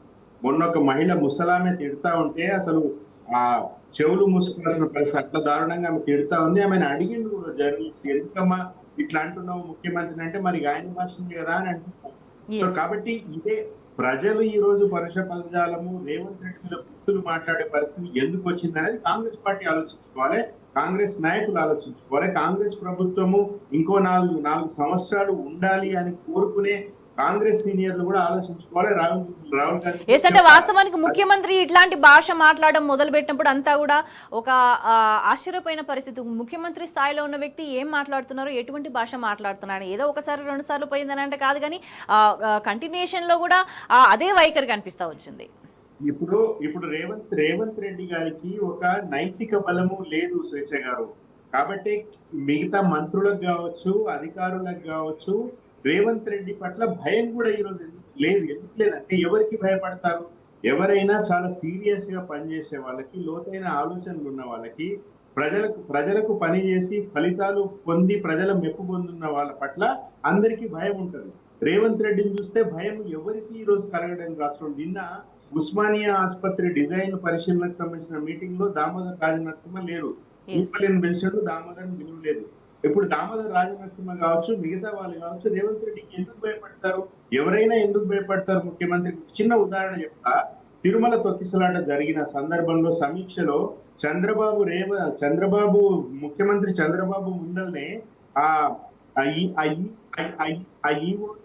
తర్వాత పాలక మండలి చైర్మన్ గట్టిగా అరుచుకున్నారు, కొట్లాడిండ్రు. అంటే ఇలా ఎవరికి కూడా ముఖ్యమంత్రులు అంటే భయం ఎందుకు పోయిందంటే ఈరోజు సమాజంలో రాజకీయ పార్టీలు, ప్రభుత్వాలు నడిపే పెద్దలు ఇష్టారాజ్యంగా వివరించడం ఎవరికి భయం ఉండడం లేదు. కాబట్టి ఒక పోలీసు అంత ధైర్యంగా ఆ జరుగుతున్న దాడిని వీడియో రికార్డ్ చేయడం, ఆ నిందితుడిని ముందు సీట్ లో పోలీస్ అధికారి ఒక సిఐ కూర్చునే సీట్ లో కూర్చోబెట్టడం, పైగా ఆ పోలీసు వాహనంలో కూర్చుని ఇంకా దాడులు చేస్తామని మాట్లాడుతున్నాడంటే ఆయనకు రెడ్డి. సో కాబట్టి ఖచ్చితంగా కాదు, ప్రజలు ఈ రోజు రేవంత్ రెడ్డిని తిరుగుతా ఉన్నారు. కాబట్టి బీఆర్ఎస్ పార్టీ నల్గొండ జిల్లాలో వాళ్ళు పరుష పదజాలం ఎంత పదజాలం. అయితే శ్రీశైల్ గారు అంటే ఒక్క విషయం మనం గమనించాల్సిన అవసరంగా అనిపిస్తుంది. అంటే అత్యంత దారుణమైన భాష, బూతులు, అసభ్యకరమైన మాటలు మాట్లాడినప్పుడు, ముఖ్యమంత్రి మాట్లాడినప్పుడు ఎక్కడైనా దాడులు జరిగినాయా?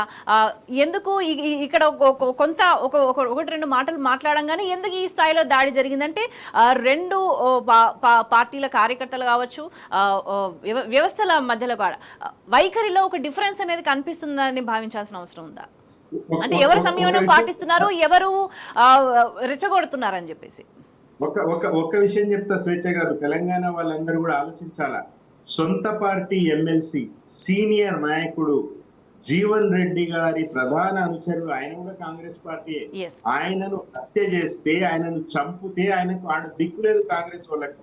జీవన్ రెడ్డి గారు నేను 40 ఏళ్ళు ఈ పార్టీకి సేవ చేస్తే నాకు మీరు ఇచ్చే ప్రతిఫలమా ఇదా అని మీడియా సమక్షంలో కింద నిరసన శవం పక్కన కూర్చుని ఆయన మాట్లాడితే ఆయన నోరు మూపించరు.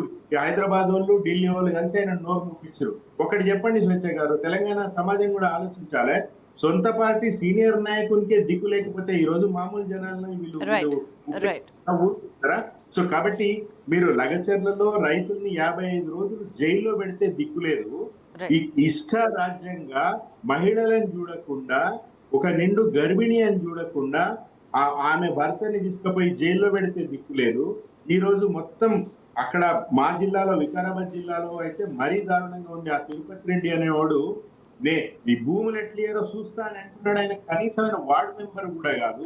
ఇట్లాంటి సంఘటనలు రాష్ట్ర వ్యాప్తంగా జరుగుతూ ఉంటే, రేవంత్ రెడ్డి ఇష్టారాజ్యం నడుస్తా ఉంటే, రాహుల్ గాంధీ గారు ఎందుకు నోరు మూసుకుని కూర్చుంటున్నారు అనేది అర్థం కావడం లేదు ఎవరికి. ఈ రోజు స్వేచ్ఛ వాయువులు వీస్తాయి కాంగ్రెస్ పార్టీ వస్తే అని వాళ్ళు మాట్లాడిన దాంట్లో ఏమర్థం అంటే, గూండాలకు, రౌడీలకు మేము స్వేచ్ఛ ఇస్తాము, అక్రమార్జన పనులకు మేము స్వేచ్ఛ ఇస్తాము, మాకు మద్దతు ఇచ్చే మీడియా ఎట్లాంటి దందాలు చేసుకున్నా మేము స్వేచ్ఛ ఇస్తాము. అంటే అల్టిమేట్ గా రాహుల్ గాంధీ మౌనానికి ఆల్రెడీ మూల్యం చెల్లించుకుంటూ వస్తున్నారు. ఆ పీరియడ్ అనేది స్టార్ట్ అయిపోయింది. ఓవరాల్ గా కూడా జాతీయ స్థాయిలో కూడా కాంగ్రెస్ ఏంటి, కాంగ్రెస్ ఎంత స్ట్రెంగ్తన్ గా ఉందనే దానికి సంబంధించి పూర్తి స్థాయిలో బలహీనపడి ఏకాకిగా మారిన సిచ్యువేషన్ కూడా చాలా క్లియర్ గా కనిపిస్తుంది. రవికుమార్ గారు, అంటే ముఖ్యమంత్రి రేవంత్ రెడ్డి అధికారంలోకి రాకముందు అధికారంలోకి రావడానికి ఏం మాటలు మాట్లాడిండ్రు, అధికారంలోకి వచ్చిన తర్వాత ఏం చేస్తున్నారు, ఈ మెగాకు సంబంధించి సుంకిశాల విషయంలో ఎందుకు ఒక సీక్రెసీ మెయింటైన్ చేస్తున్నారు, ఎందుకు ఈ విధంగా వ్యవహరిస్తున్నారు, విజిలెన్స్ రిపోర్ట్ని ఎందుకు బయటపెట్టలేదు, వీటన్నిటికి సంబంధించి అంటే మీరు ఏవైనా జరగని మేము చేసేది మేము చేస్తామన్నట్టుగా వ్యవహార శైలి కనిపిస్తుంది. ఇప్పుడు స్వేచ్ఛ గారు సుంకిశాల అనేది సుంకిశాలకు సంబంధించినటువంటి హైదరాబాద్ జంట నగరాలు దాదాపు 1 కోటి చిల్లర ప్రజలకి, జంట నగర ప్రజలకు మంచినీటి కృష్ణా జలాలు ఇచ్చేటటువంటి దానికి సంబంధించినటువంటిది. కేసీఆర్ గారు అప్పుడే దీన్ని ఎప్పటికీ దాన్ని శాశ్వత పరిష్కారంగా ఒక ప్రాజెక్టుని దాన్ని డిజైన్ చేసి దాదాపు 2300 కోట్లతోటి ఆ ప్రాజెక్టుని దానికి సంబంధించినటువంటి పైప్ లైన్ అదంతా కూడా చేసి దానిలో 70-80% వర్క్ కూడా కంప్లీట్ అయింది. 1500-1600 కోట్లు ఇప్పటికీ పూర్తయింది. ఇంకొక 500-600 కోట్లతోటి అది చేసేస్తే కంప్లీట్ సరిపోతుంది. కానీ అది అయిపోతే ఇంకా వీళ్ళకి ఏం లాభం? అందుకే ఏం చేసింది, వీళ్ళు అధికారంలోకి వచ్చిన వెంటనే చేసిన పని ఏంటంటే కొత్త ప్రాజెక్ట్ ఆ పేరు మీద ఈ పేరు మీద కొత్త రూపకల్పన చేసుకొని అందినంత దోచుకోవటం, దాన్ని పంచుకోవటం, ఇంకంతే వేరే ఇంకేం లేదు వీళ్ళు. అందులో భాగంగానే సుంకిశాల ఇప్పటికే 80% వరకు పూర్తయిన దాన్ని ఫెయిల్ చేయటం కోసము ఆ రోజు గోప్యంగా కుట్రపూరితంగా ఆ రోజు ఇదే మెగా కంపెనీ దాని ద్వారా ఆ రిటైనింగ్ వాల్ ఒకటి కట్టారు. ఆ రిటైనింగ్ వాల్ని పూర్తి కాకుండా అది ఏర్పాట్లు చేయకుండా చేసేటట్టు ఏదో జరిగినట్టుగా చూసి అది ఆ రోజు జరిగిపోయింది, ఫెయిల్ అయిపోయింది. దాన్ని జరిగినటువంటిది ఆ రిటైనింగ్ వాల్ కూలీ అదంతా చాలా ప్రాజెక్టుకు చాలా ఇబ్బంది కలిగి అప్పుడు అసెంబ్లీ సెషన్ జరుగుతుంది. ఐ థింక్ ఆగస్టులో అనుకుంటాను, కరెక్ట్ ఇప్పుడు డేట్ గుర్తులేదు, ఆగస్టులో జరుగుతున్నది. ఆ అసెంబ్లీ జరుగుతున్న టైంలోనే అక్కడ రిటైనింగ్ వాళ్ళు అదంతా దానికి సంబంధించిన ఎక్స్పెరిమెంట్ అదంతా కూడా ట్రయల్ చేసిండ్రు. అది రిటైనింగ్ వాళ్ళు కూలింది, అదంతా జరిగింది. దాన్ని ఎవరికి బయట ప్రపంచానికి తెలియకుండా అప్పటికే 150 మంది ఒరిస్సా వర్కర్స్ దాంట్లో ఉన్నారు. డ్యూటీ మారినందువల్ల వాళ్ళు అది జరిగిన టైంలో ఎవరికి ఏం కాలే. కానీ ఒకవేళ ఆ డ్యూటీలో ఉండుంటే ఆ 150 మంది జల సమాధి అయ్యి ఏం జరిగిందో ఒక పెద్ద సమస్య ఉండేది. దాన్ని దాచిపెట్టిరు. కానీ ఎట్లా బయటికి వచ్చిందంటే అది అక్కడే అది వాళ్ళు ఉన్నటువంటి ఒక వర్కరో ఎవరో ఒకరు సంథింగ్ వీడియో జరుగుతున్న దాన్ని సెల్ ఫోన్లో రికార్డ్ చేసి దాంతో అది వారం తర్వాత నమస్తే తెలంగాణ టీ న్యూస్ ద్వారా అది బయటకు వచ్చింది. అసెంబ్లీ జరుగుతున్న డేట్లోనే జరిగిన దాన్ని దాచిపెట్టి అసలు ఎంత కుట్ర అంటే అది నిజంగా కూడా అది చాలా దుర్మార్గం అయిపోయింది. ఆయన అమెరికాను అప్పుడెప్పుడు ఇక్కడ బయటికి పోయిన తర్వాత బయటకు వచ్చింది. తర్వాత కనీసం దాని మీద ఒక బాధ్యత ఇరిగేషన్ శాఖ మంత్రి ఆ జిల్లానే ఉత్తమ్ కుమార్ రెడ్డి గారు, నల్గొండ జిల్లా, ఆయన దానికి సంబంధించి ఎక్కడ మాట్లాడరు, దానికి సంబంధించినటువంటి ఉండదు. మళ్ళీ లింక్ ఏంటంటే హైదరాబాద్ మున్సిపల్ శాఖ ముఖ్యమంత్రి గారి దగ్గర ఉంటుంది. అది ఎందుకంటే అది నీళ్లు తీసుకొచ్చి దాని ఇంత గందరగోళం ఇంత దుర్మార్గం జరుగుతున్నా కూడా దాచిపెట్టే ప్రయత్నం చేశారు. ఎందుకు అంటే అక్కడ మెగా కంపెనీ వీళ్ళ రేపు భవిష్యత్తు కొత్త దోపిడీకి అదొకటి. అదే మెగా కంపెనీని మెగా ఇంజనీరింగ్ కార్పొరేషన్ దాది కేటీఆర్ మన రేవంత్ రెడ్డి గారు కాంగ్రెస్ నాయకులు అంతకుముందు గడిచిన 10 ఏళ్ళలో ఆయనకి ఏ చెప్పినా కూడా మాట్లాడిన పని చేస్తుంటే ఈస్ట్ ఇండియా కంపెనీ అని మాట్లాడారు మెగా కంపెనీ. కానీ వాళ్ళ అదే ఈస్ట్ ఇండియా కంపెనీ వాళ్ళకు ఇంటి కంపెనీ అయింది దోచుకున్నట్టు. ఎందుకంటే వాస్తవంగా అంతకుముందు తెలంగాణ కంటే ముందు దాన్ని పెంచి పోషించింది కాంగ్రెస్ పెద్ద మనుషులే, దాన్ని పెద్ద చేసింది. ఇవాళ మళ్ళీ దానికి ఒక దోపిడికి వీళ్ళకు అదొక నోడల్ ఏజెన్సీ లాగా వాడుకుంటున్నారు మెగాని అయిపోయింది, తెచ్చింది. ఇవాళ అది ఆ ప్రాజెక్టుకి ఇంకేందంటే సుంకిశాల ప్రాజెక్టు పేరు మీద సుంకిశాల అయిపోయినది. ఏ జంట నగరాల తాగునీటి అవసరాల కోసము కల్పన చేసినటువంటి 2300 కోట్లతో చేసినటువంటి ప్రాజెక్టు దాన్ని పక్కకు పెట్టి అట్లా పెట్టి హోల్డ్లో పెట్టి గడిచిన సంవత్సర కాలంలో దాని అట్లా హోల్డ్లో పెట్టి మళ్ళీ వాళ్ళ కొత్తగా ఏంటంటే 1000 కోట్లతోటి పుట్టంగండి నుంచి ప్రత్యేక పైప్ లైన్ కోసము ఒక టెండర్ ఒక 1000 కోట్ల కొత్తగా టెండర్ వేయడానికి వీళ్ళంతా కూడా స్కెచ్ చేసి వ్యవహారాన్ని నడిపిస్తున్నారు గుట్టు చప్పుడు కాకుండా. దాన్ని ఇవాళ పేపర్లో చూసింది ఏంటంటే అక్కడ పోయిన తర్వాత ఏంటంటే అక్కడ ఫీజిబిలిటీ లేదు, అది కుదరదు అని చెప్పేసి అధికారులు చెప్పినట్టుగా అనిపిస్తుంది.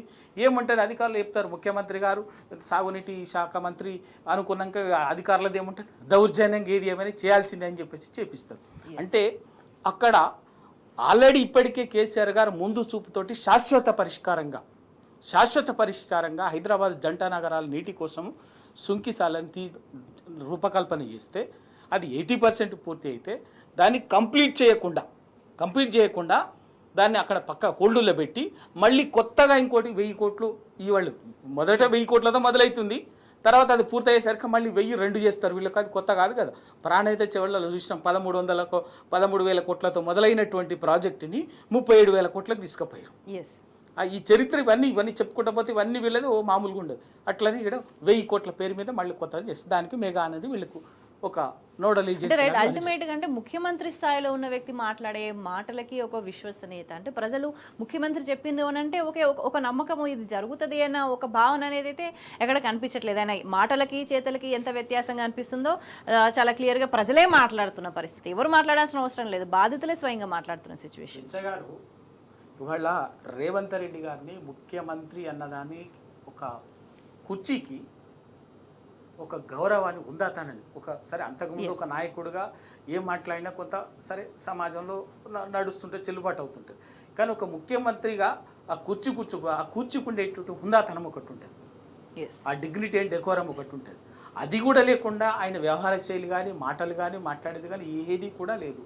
ఇవాళ ఇదే కంపెనీ ఈస్ట్ ఇండియా కంపెనీ మొత్తం అది బ్లాక్ లిస్ట్. వాస్తవంగా మరి విజిలెన్స్ రిపోర్టు చెప్పండి, మీరేసిన విజిలెన్సే దాని మీద ఆ సుంగశాల ఆ రిటైనింగ్ వాళ్ళు అదంతా జరిగింది. ఆ విజిలెన్స్ రిపోర్ట్ ఎందుకు దాచిపెట్టడంలో మీ ఉద్దేశం ఏంది? మరి ఆర్టీఐ కింద దరఖాస్తు చేసినా కూడా అదేమైనా దేశ భద్రతకు సంబంధించిన డిఫెన్స్ వ్యవహారాలు మాత్రమే మన ఆర్టీఐ చట్టం పరిధిలోకి రావు. దీనికి సంబంధించిన దేశ భద్రతన దోపిడీ దుర్వినియోగం దాదాపు 80-90 కోట్ల రూపాయలు మీరు చేసిన నిర్వాహకం వల్ల ఆడ మట్టిలో కలిసిపోయినాయి. అది కదా అవినీతి. మీరు ఏమి లేని దగ్గర ఈ ఫార్ములా దగ్గర అంత జరిగింది చెల్లుబాటు ఉందని ఒక గొప్ప ఇమేజ్ దగ్గర పనిచేసిన దగ్గర పెట్టినటువంటి డబ్బుల్ని బొక్కలు కోడిగుడ్డు. ఓవరాల్ గా కూడా జాతీయ స్థాయిలో కూడా కాంగ్రెస్ ఎంత స్ట్రెంగ్ గా ఉందనే దానికి సంబంధించి పూర్తి స్థాయిలో బలహీనపడి ఏకాకిగా మారిన సిచ్యువేషన్ కూడా చాలా క్లియర్ గా కనిపిస్తుంది. రవికుమార్ గారు, అంటే ముఖ్యమంత్రి రేవంత్ రెడ్డి అధికారంలోకి రాకముందు అధికారంలోకి రావడానికి ఏం మాటలు మాట్లాడిండ్రు, అధికారంలోకి వచ్చిన తర్వాత ఏం చేస్తున్నారు, ఈ మెగాకు సంబంధించి సుంకిశాల విషయంలో ఎందుకు ఒక సీక్రెసీ మెయింటైన్ చేస్తున్నారు, ఎందుకు ఈ విధంగా వ్యవహరిస్తున్నారు, విజిలెన్స్ రిపోర్ట్ని ఎందుకు బయట పెట్టలేదు, వీటన్నిటికి సంబంధించి అంటే మీరు ఏవైనా జరగని మేము చేస్తామన్నట్టుగా వ్యవహార శైలి కనిపిస్తుంది. ఇప్పుడు స్వచ్ఛ గారు సుంకిశాలకు సంబంధించినటువంటి హైదరాబాద్ జంట నగరాలు దాదాపు 1 కోటి చిల్లర ప్రజలకి జంట నగర ప్రజలకు మంచినీటి కృష్ణా జలాలు ఇచ్చేటటువంటి దానికి సంబంధించినటువంటిది. కేసీఆర్ గారు అప్పుడే ఎప్పటికీ దాన్ని శాశ్వత పరిష్కారంగా ఒక ప్రాజెక్టుని దాన్ని డిజైన్ చేసి దాదాపు 2300 కోట్లతోటి ఆ ప్రాజెక్టుని దానికి సంబంధించినటువంటి పైప్ లైన్ అదంతా కూడా చేసి దానిలో 70-80% వర్క్ కూడా కంప్లీట్ అయింది. 1500-1600 కోట్లు ఇప్పటికీ పూర్తయింది. ఇంకొక 500-600 కోట్లతోటి అది చేసేస్తే కంప్లీట్ సరిపోతుంది. కానీ అది అయిపోతే ఇంకా వీళ్ళకేం లాభం? అందుకే ఏం చేసింది, వీళ్ళు అధికారంలోకి వచ్చిన వెంటనే చేసిన పని ఏంటంటే కొత్త ప్రాజెక్ట్ ఆ పేరు మీద ఈ పేరు మీద కొత్త రూపకల్పన చేసుకొని అందినంత దోచుకోవటం, దాన్ని పంచుకోవటం, ఇంకంత ఇంకేం లేదు వీళ్ళు. అందులో భాగంగానే సుంకిశాల ఇప్పటికే 80% వరకు పూర్తయిన దాన్ని ఫెయిల్ చేయటం కోసము ఆ రోజు గోప్యంగా కుట్రపూరితంగా ఆ రోజు ఇదే మెగా కంపెనీ దాని ద్వారా ఆ రిటైనింగ్ వాల్ ఒకటి కట్టారు. ఆ రిటైనింగ్ వాల్ని పూర్తి కాకుండా అది ఏర్పాట్లు చేయకుండా చేసేటట్టు ఏదో జరిగినట్టుగా చూసి అది ఆ రోజు జరిగిపోయింది, ఫెయిల్ అయిపోయింది. దాన్ని జరిగినటువంటిది ఆ రిటైనింగ్ వాల్ కూలీ అదంతా చాలా ప్రాజెక్టుకు చాలా ఇబ్బంది కలిగి అప్పుడు అసెంబ్లీ సెషన్ జరుగుతుంది. ఐ థింక్ ఆగస్టులో అనుకుంటాను, కరెక్ట్ ఇప్పుడు డేట్ గుర్తులేదు, ఆగస్టులో జరుగుతున్నది. ఆ అసెంబ్లీ జరుగుతున్న టైంలోనే అక్కడ రిటైనింగ్ వాళ్ళు అదంతా దానికి సంబంధించిన ఎక్స్పెరిమెంట్ అదంతా కూడా ట్రయల్ చేసిండ్రు, అది రిటైనింగ్ వాళ్ళు కూలింది, అదంతా జరిగింది. దాన్ని ఎవరికి బయట ప్రపంచానికి తెలియకుండా అప్పటికే 150 మంది ఒరిస్సా వర్కర్స్ దాంట్లో ఉన్నారు. డ్యూటీ మారినందువల్ల వాళ్ళు అది జరిగిన టైంలో ఎవరికేం కాలే. కానీ ఒకవేళ ఆ డ్యూటీలో ఉండుంటే ఆ 150 మంది జల సమాధి అయ్యి ఏం జరిగిందో ఒక పెద్ద సమస్య ఉండేది. దాన్ని దాచిపెట్టిరు. కానీ ఎట్లా బయటికి వచ్చిందంటే అది అక్కడే అది వాళ్ళు ఉన్నటువంటి ఒక వర్కరో ఎవరో ఒకరు సంథింగ్ వీడియో జరుగుతున్న దాన్ని సెల్ ఫోన్లో రికార్డ్ చేశారు. దాంతో అది వారం తర్వాత నమస్తే తెలంగాణ టీ న్యూస్ ద్వారా అది బయటకు వచ్చింది. అసెంబ్లీ జరుగుతున్న డేట్లోనే జరిగిన దాన్ని దాచిపెట్టి అసలు ఎంత కుట్ర అంటే అది నిజంగా కూడా అది చాలా దుర్మార్గం అయిపోయింది. ఆయన అమెరికాను అప్పుడెప్పుడు ఇక్కడ బయటికి పోయిన తర్వాత బయటకు వచ్చింది. తర్వాత కనీసం దాని మీద ఒక బాధ్యత ఇరిగేషన్ శాఖ మంత్రి ఆ జిల్లానే ఉత్తమ్ కుమార్ రెడ్డి గారు, నల్గొండ జిల్లా, ఆయన దానికి సంబంధించి ఎక్కడ మాట్లాడరు, దానికి సంబంధించినటువంటి ఉండదు. మళ్ళీ లింక్ ఏంటంటే హైదరాబాద్ మున్సిపల్ శాఖ ముఖ్యమంత్రి గారి దగ్గర ఉంటుంది. అది ఎందుకంటే అది నీళ్లు తీసుకొచ్చి దాని ఇంత గందరగోళం, ఇంత దుర్మార్గం జరుగుతున్నా కూడా దాచిపెట్టే ప్రయత్నం చేసిరు. ఎందుకు అంటే అక్కడ మెగా కంపెనీ వీళ్ళ రేపు భవిష్యత్తు కొత్త దోపిడీకి అదొకటి. అదే మెగా కంపెనీని మెగా ఇంజనీరింగ్ కార్పొరేషన్ దాది కేటీఆర్ మన రేవంత్ రెడ్డి గారు కాంగ్రెస్ నాయకులు అంతకుముందు గడిచిన 10 ఏళ్ళలో ఆయనకి ఏ చెప్పినా కూడా మాట్లాడే పని చేస్తుంటే ఈస్ట్ ఇండియా కంపెనీ అని మాట్లాడారు, మెగా కంపెనీ. కానీ వాళ్ళ అదే ఈస్ట్ ఇండియా కంపెనీ వాళ్ళకు ఇంటి కంపెనీ అయింది దోచుకున్నట్టు. ఎందుకంటే వాస్తవంగా అంతకుముందు తెలంగాణ కంటే ముందు దాన్ని పెంచి పోషించింది కాంగ్రెస్ పెద్ద మనుషులే, దాన్ని పెద్ద చేసింది. ఇవాళ మళ్ళీ దానికి ఒక దోపిడికి వీళ్ళకు అదొక నోడల్ ఏజెన్సీ లాగా వాడుకుంటున్నారు మెగాని అయిపోయింది, తెచ్చింది. ఇవాళ అది ఆ ప్రాజెక్టుకి ఇంకేందంటే సుంకిశాల ప్రాజెక్టు పేరు మీద సుంకిశాల అయిపోయినది. ఏ జంట నగరాల తాగునీటి అవసరాల కోసము కల్పన చేసినటువంటి 2300 కోట్లతో చేసినటువంటి ప్రాజెక్టు దాన్ని పక్కకు పెట్టి అట్లా పెట్టి హోల్డ్లో పెట్టి గడిచిన సంవత్సర కాలంలో దాని అట్లా హోల్డ్లో పెట్టి మళ్ళీ వాళ్ళ కొత్తగా ఏంటంటే 1000 కోట్లతోటి పుట్టంగండి నుంచి ప్రత్యేక పైప్ లైన్ కోసము ఒక టెండర్ ఒక 1000 కోట్ల కొత్తగా టెండర్ వేయడానికి వీళ్ళంతా కూడా స్కెచ్ చేసి వ్యవహారాన్ని నడిపిస్తున్నారు గుట్టు చప్పుడు కాకుండా. దాన్ని ఇవాళ పేపర్లో చూసింది ఏంటంటే అక్కడికి పోయిన తర్వాత ఏంటంటే అక్కడ ఫీజిబిలిటీ లేదు, అది కుదరదు అని చెప్పేసి అధికారులు చెప్పినట్టుగా అనిపిస్తుంది. ఏముంటుంది అధికారులు చెప్తారు, ముఖ్యమంత్రి గారు సాగునీటి శాఖ మంత్రి అనుకున్నాక అధికారులది ఏముంటుంది, దౌర్జన్యంగా ఏది ఏమైనా చేయాల్సిందే అని చెప్పేసి చేపిస్తారు. అంటే అక్కడ ఆల్రెడీ ఇప్పటికే కేసీఆర్ గారు ముందు చూపుతోటి శాశ్వత పరిష్కారంగా హైదరాబాద్ జంట నగరాల నీటి కోసం సుంకిశాలని రూపకల్పన చేస్తే అది 80% పూర్తి అయితే దాన్ని కంప్లీట్ చేయకుండా దాన్ని అక్కడ పక్క హోల్డులో పెట్టి మళ్ళీ కొత్తగా ఇంకోటి 1000 కోట్లు ఇవాళ్ళు మొదట 1000 కోట్లతో మొదలవుతుంది. తర్వాత అది పూర్తయ్యేసరికి మళ్ళీ 1002 చేస్తారు. వీళ్ళకి అది కొత్త కాదు కదా. ప్రాణహిత చివరిలో చూసినాం 13,000 కోట్లతో మొదలైనటువంటి ప్రాజెక్టుని 37,000 కోట్లకు తీసుకుపోయారు. ఈ చరిత్ర ఇవన్నీ చెప్పుకుంటా పోతే ఇవన్నీ వీళ్ళది మామూలుగా ఉండదు. అట్లని ఇక్కడ 1000 కోట్ల పేరు మీద మళ్ళీ కొత్తగా చేస్తారు. దానికి మెగా అనేది వీళ్ళకు ఒక నోడల్ ఏజెన్సీ. అల్టిమేట్గా అంటే ముఖ్యమంత్రి స్థాయిలో ఉన్న వ్యక్తి మాట్లాడే మాటలకి ఒక విశ్వసనీయత, అంటే ప్రజలు ముఖ్యమంత్రి చెప్పింది అంటే ఒక నమ్మకం ఇది జరుగుతుంది అన్న ఒక భావన అనేది అయితే ఎక్కడ కనిపించట్లేదు. ఆయన మాటలకి చేతలకి ఎంత వ్యత్యాసంగా అనిపిస్తుందో చాలా క్లియర్గా ప్రజలే మాట్లాడుతున్న పరిస్థితి. ఎవరు మాట్లాడాల్సిన అవసరం లేదు, బాధితులే స్వయంగా మాట్లాడుతున్న సిచ్యువేషన్. ఇవాళ రేవంత్ రెడ్డి గారిని ముఖ్యమంత్రి అన్నదాన్ని ఒక కుర్చీకి ఒక గౌరవాన్ని ఉందా తనని సరే అంతకుముందు ఒక నాయకుడిగా ఏం మాట్లాడినా కొంత సరే సమాజంలో నడుస్తుంటే చెల్లుబాటు అవుతుంటుంది. కానీ ఒక ముఖ్యమంత్రిగా ఆ కూర్చుకుండేటువంటి ఉందాతనం ఒకటి ఉంటుంది, ఆ డిగ్నిటీ అండ్ డెకోరం ఒకటి ఉంటుంది. అది కూడా లేకుండా ఆయన వ్యవహార శైలి కానీ మాటలు కానీ మాట్లాడేది కానీ ఏది కూడా లేదు. ఇవాళ ఇదే కంపెనీ ఈస్ట్ ఇండియా కంపెనీ మొత్తం అది బ్లాక్ లిస్ట్. వాస్తవంగా మరి విజిలెన్స్ రిపోర్టు చెప్పండి, మీరేసిన విజిలెన్సే దాని మీద ఆ సుంగశాల ఆ రిటైనింగ్ వాళ్ళు అదంతా జరిగింది. ఆ విజిలెన్స్ రిపోర్ట్ ఎందుకు దాచిపెట్టడంలో మీ ఉద్దేశం ఏంది? మరి ఆర్టీఐ కింద దరఖాస్తు చేసినా కూడా అదేమైనా దేశ భద్రతకు సంబంధించిన డిఫెన్స్ వ్యవహారాలు మాత్రమే మన ఆర్టీఐ చట్టం పరిధిలోకి రావు. దీనికి సంబంధించిన దేశ భద్రతనా?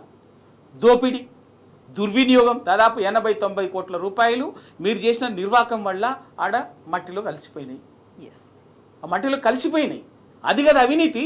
మీరు ఏమి లేని దగ్గర ఈ ఫార్ములా దగ్గర అంత జరిగింది చెల్లుబాటు ఉందని ఒక గొప్ప ఇమేజ్ మించే దగ్గర పనిచేసిన దగ్గర పెట్టినటువంటి డబ్బుల్ని బొక్కలు కోడిగుడ్డు మీద ఈకలు బీకినట్టుగా అక్కడ మీరు ఏ విధంగా కేటీఆర్ను జైల్లో పెట్టాలన్నట్టు కుట్ర పన్నుతున్నటువంటి మీరు, అవినీతి వెతుకుతున్నటువంటి మీరు, అక్కడ ఏం లేదు, నయా పైసా లేదు. ఇక్కడ రాష్ట్ర ప్రభుత్వం నుంచి ఇచ్చింది నిజం, వాళ్ళు తీసుకుంది నిజం, దానికి ఈ ఫార్ములా కండక్ట్ చేసింది కూడా నిజం. అక్కడే మీరు ఇదంతా అవినీతి అని చెప్పేసి దుర్మార్గంగా దుష్ప్రచారం చేసి అది ఏదో రకంగా ఆయన ఇరికించాలని చూస్తున్నటువంటి మీరు, మరి ఈడ జరిగింది 80 కోట్లు 90 కోట్లు ఆ నివేదిక బయట పెట్టండి. అంటే దుర్వినియోగం జరిగినది అక్కడ. నీకు గంగలో కలిసిపోయినటువంటి నీకు బూడిద మైన నీళ్ళ పాలైపోయినాయి, కృష్ణార్పణం జరిగింది అనేది వాళ్ళ ఆ విజిలెన్స్ కమిషన్ రిపోర్ట్ మీరేసిందే కదా, విజిలెన్స్ నివేదిక.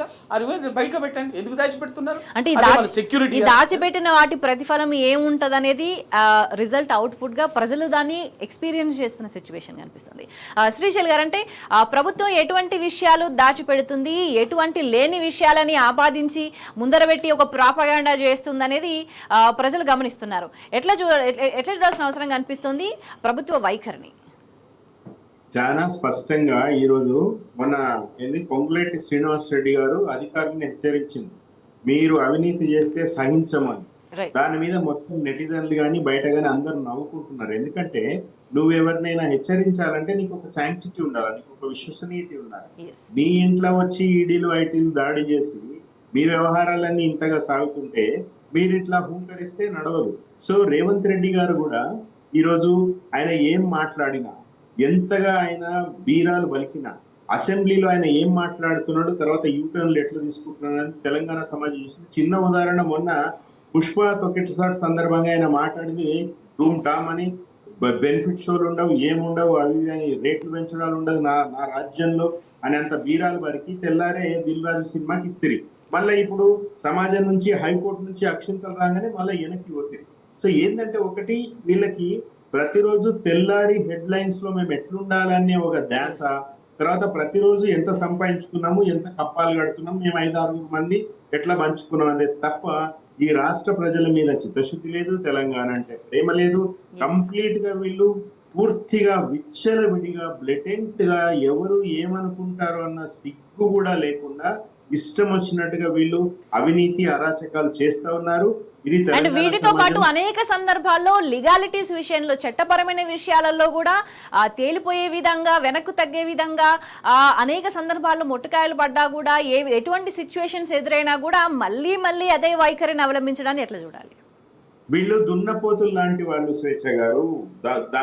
దున్నపోతు మీద వాన పడితే దానికి అసలు దున్నపోతు మీద వాన పడ్డట్టే ఉంది. 2 అచ్చొస్తున్న ఆంబోతుల లాగా ఈరోజు తెలంగాణ మీద పడ్డరు. సో కాబట్టి వీళ్ళకి లీగల్ ఇష్యూస్ కానీ, లేదా ప్రజల నుంచి వచ్చే ఒక తిరుగుబాటుకు సంబంధించి కానీ, తెలంగాణ ఇంతకుముందు రవికుమార్ గారు చెప్పినట్టుగా ఇంత చైతన్యవంతమైన తెలంగాణతో ఇంతలు విచ్చలవిడిగా, ఇంత సిగ్గు లేకుండా మనం ఆడుకోకూడదు, రేపు మనం బొందబెడతారు ఇలా అనే ఒక సోయి కూడా లేకపోవడం వల్ల ఇవన్నీ జరుగుతూ ఉన్నాయి.